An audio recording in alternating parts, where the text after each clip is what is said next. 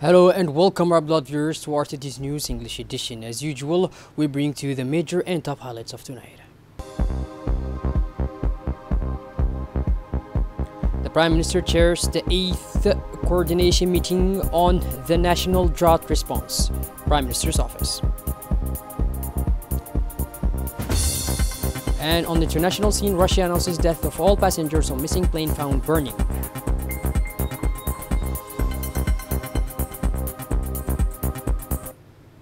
Those were the major and top highlights. Welcome back to our newsroom, our beloved viewers. The President of the Republic, His Excellency Mr. Ismail Omar Guelleh, extended his wishes for success and achievement to his Egyptian counterpart, Mr. Abdel Fattah al-Sisi, on the occasion of the national holiday of this brotherly country. The people and the government of Djibouti join me in expressing our solidarity with the sister nation of Egypt, wrote President Guelleh in the congratulatory telegram sent to Mr. al-Sisi on this occasion.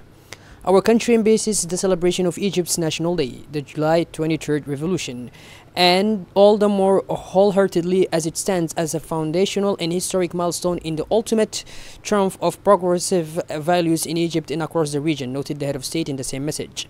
We welcome the ongoing strengthening of the bonds of friendship and cooperation between our two nations, the President further stated, reaffirming the readiness of the people and government of Djibouti to always work forwards and towards deepening these already privileged ties. On Thursday, the Prime Minister Mr. Abdul Qadir Kamil Mohammed chaired the 8th follow-up meeting on the National Drought Response Plan at the Prime Minister's office. The meeting brought together relevant ministers, presidents of regional councils and technical representatives. Discussions focused on the status of operational boreholes, maintenance needs, and the launch of a tender for the recovery work on 6 boreholes. 3 companies are currently competing for the contract and bid valuations are underway. The Prime Minister stressed the importance of anticipating geophysical and environmental impact studies, prerequisites for approving new boreholes in critical areas.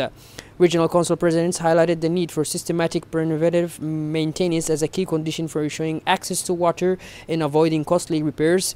To support this, the recruitment of 5 electronic maintenance engineers, 1 per region, has been initiated with a 10-day response deadline.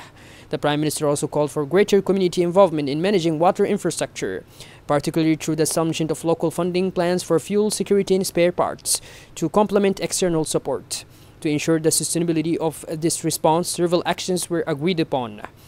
Reactivation of regional coordination committees, planning and budgeting for preventative maintenance ahead of each summer, strengthening coordination between ministers, regional councils, and decentralized services, ongoing assessment of the effectiveness of the response system with replication of best practices. Finally, the meeting underscored the need for comprehensive strategy that includes tackling malnutrition, preserving livestock, developing income-generating activities, and curbing rural exodus through the mobilization of the Solidarity Fund. As part of the implementation of a National Emergency Response Plan to address the exceptional drought affecting several regions of the country, a humanitarian convoy of trucks carrying essential food supplies has arrived in Laïta, a severely affected locality near Lake Assal in the Arta region. The humanitarian operations organized by the authorities in close coordination with local structures marks a crucial step in the government's swift response to urgent needs of the populations impacted by this climate crisis. The convoy's arrival ceremony was provided by Mr. Hassan Dabale, Prefect of the Arta region, in the presence of Mr. Yasin Hussein, General Secretary of the Regional Council, as a testament to the authorities' commitment at all levels to assisting citizens in distress. The humanitarian aid distributed in Laïta provided relief to 2,200 families living in particularly precarious conditions due to the severe shortages of water and food caused by the drought. The supplies delivered included essential food items such as rice, flour, sugar, oil, and other basic necessities. This initiative is part of a series of coordinated actions deployed by the government with the support of humanitarian partners aimed at mitigating and the devastating effects of drought on rural and pastoral communities across the country. At the same time, families affected by the recent storm also received food donations, reflecting national solidarity and the government's response to multiple ongoing humanitarian emergencies. The General Directorate of Taxes, in collaboration with the UNDP delegation, today concluded a 2-week tax audit training workshop in the Best Western Premier Hotel. The workshop was presided over by the Director General of Taxes, Mr. Mohamed Musa Roble, and brought together senior staff and agents from Tax Authority for intensive training focused on tax audit procedures. This initiative is part of a broader fiscal transition agenda led by the Ministry of Budget through the General Directorate of Taxes, supported by the UNDP under the Tax for SDGs project. The main objective of the training was to equip participants with the necessary skills to carry out tax audits effectively and professionally. It also reflects a collective commitment to strengthening the tax administration's human, intellectual, and operational capacities in order to meet the challenge of modern taxation, all while aligning with the Sustainable Development Goals. This effort is part of a wider reform of public finances launched by the Ministry of Budget, aimed to move beyond superficial adjustments typically enacted through ad hoc finance laws toward a deep and coherent tax reform rooted in fiscal justice and economic efficiency. And now here is this report that discusses the challenge of global warming in international measures. Join me in watching it.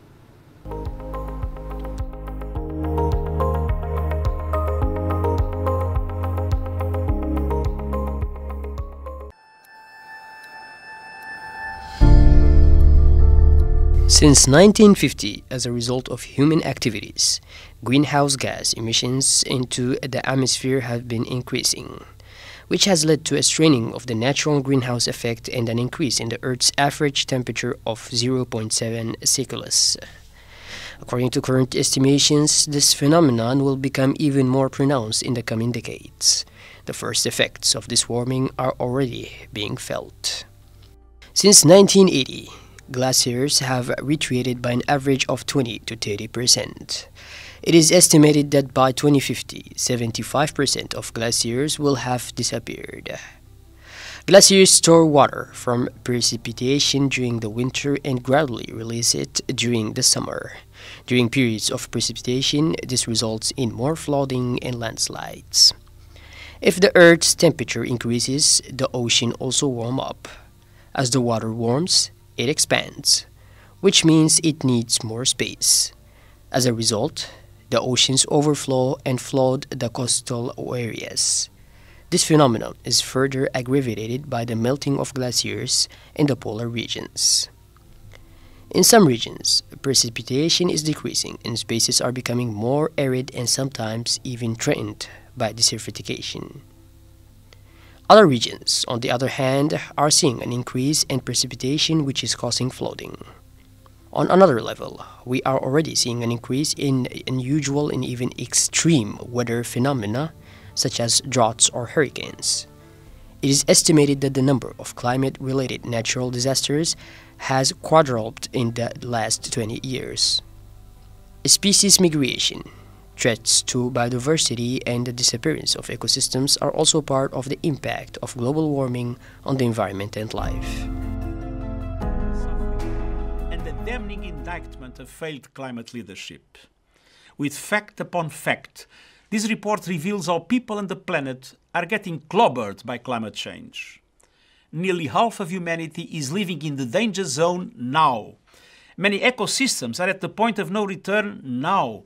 Unchecked carbon pollution is forcing the world's most vulnerable on a frog march to destruction now.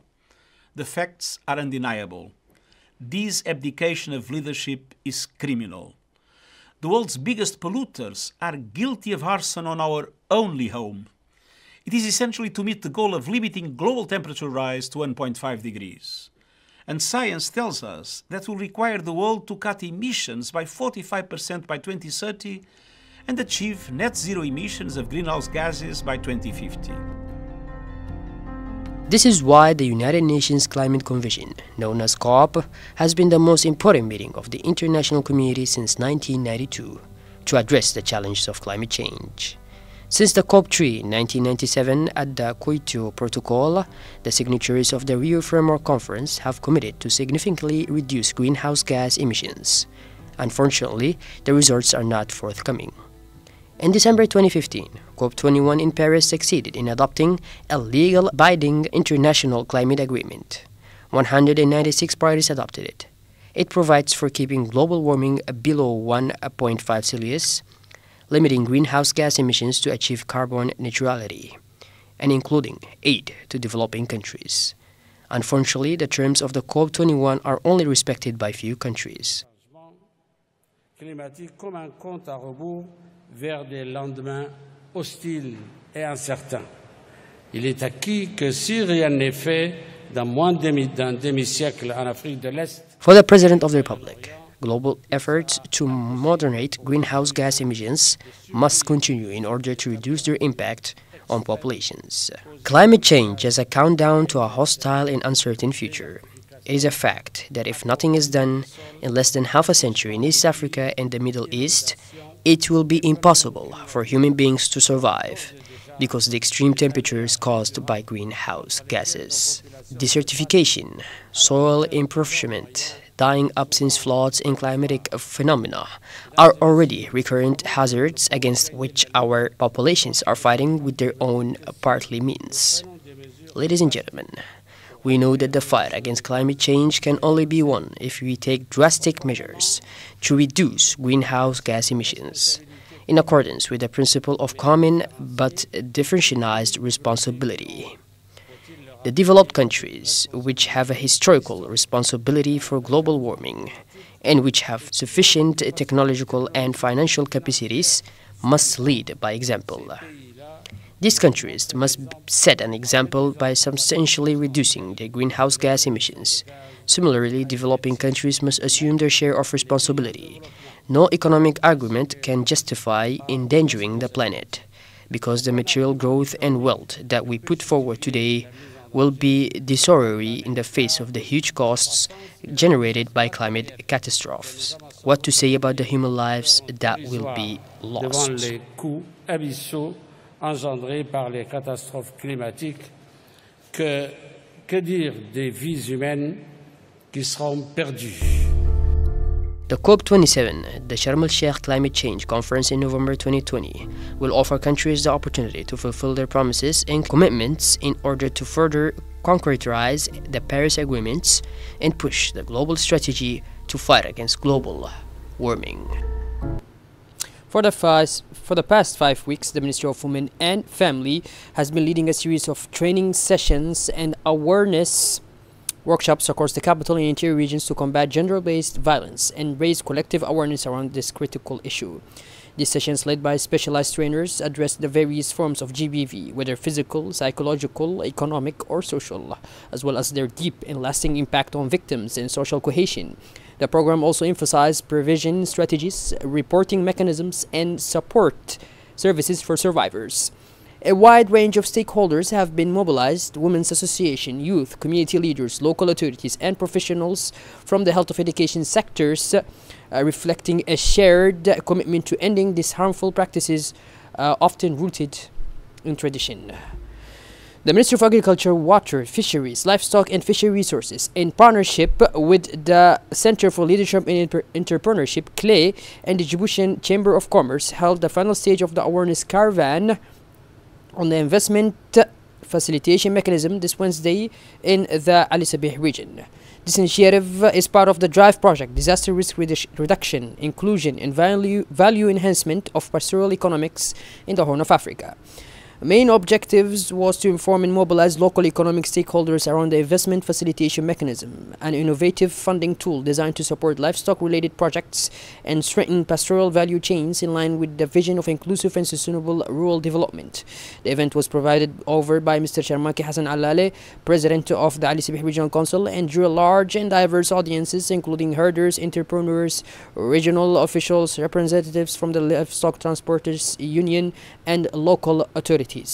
All participants gathered to learn about this innovative mechanism aimed at boosting livestock-based economic activities and reinforcing value chains in the pastoral sector.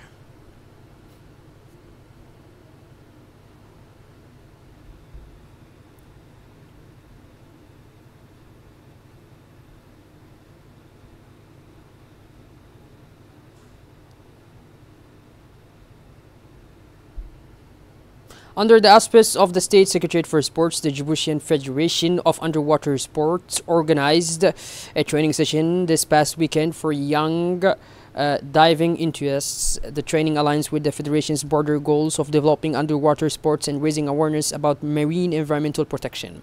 The first part of the training took place at the National Swimming Pool and later continued at sea.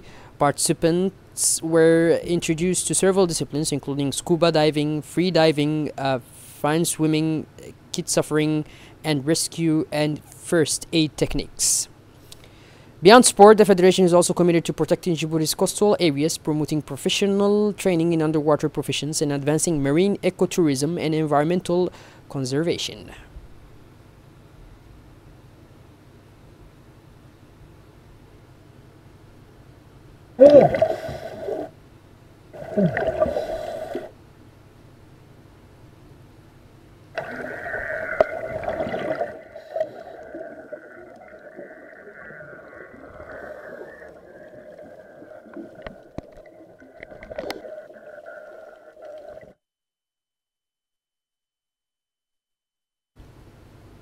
And last but not least, to conclude with our national news, on Wednesday, July 23, 2025, a traffic accident occurred around 3 p.m. at the Durali roundabout. The incident involved a truck transporting two 27-ton containers filled with pesticides.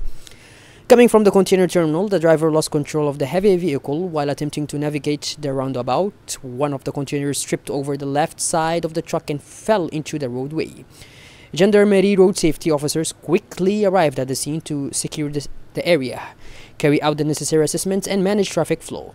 The Gendarmerie's lifting crane was also promptly deployed to right the overturned container and restore normal traffic conditions.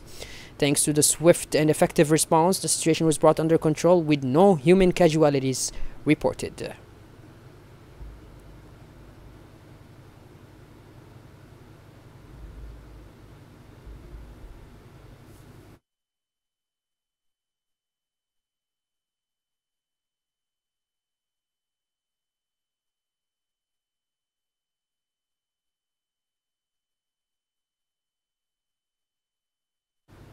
Shifting gears towards the international scene now, on day 657 of genocide in Gaza, Israeli occupation forces continue attacks on displaced civilians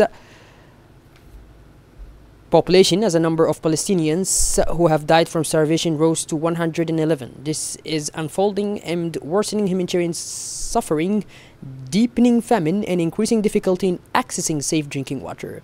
In this context, the director of the World Health Organization issued a stark warning about the deadly levels of malnutrition now affecting the territory, highlighting that 90% of Gaza's population is struggling to even access clean water. And in Japan, which is on the verge of a decisive leap in its energy transition, developing a new generation of solar panels capable of producing as much electricity as 20 nuclear reactors. This technological breakthrough, the result of years of research and strategic shift following the 2011 Fukushima disaster, is based on so-called perovskite solar cells, known for their flexibility and exceptional efficiency. Unlike traditional panels, perovskite can be installed on windows, building facades, and even vehicle rooftops, paving the way for unprecedented urban integration. Faced with limited space for conventional solar installation, Japan has found a smart solution that merges cutting-edge technology with environmental adaptability. These cells use iodine, a resource for which Japan is the world's second largest producer, ensuring a secure and local supply chain. Well, by this, our blood viewers, we finally conclude this edition. Thank you for being with us, and make sure to tune in later for more as usual. Have a wonderful evening and take care.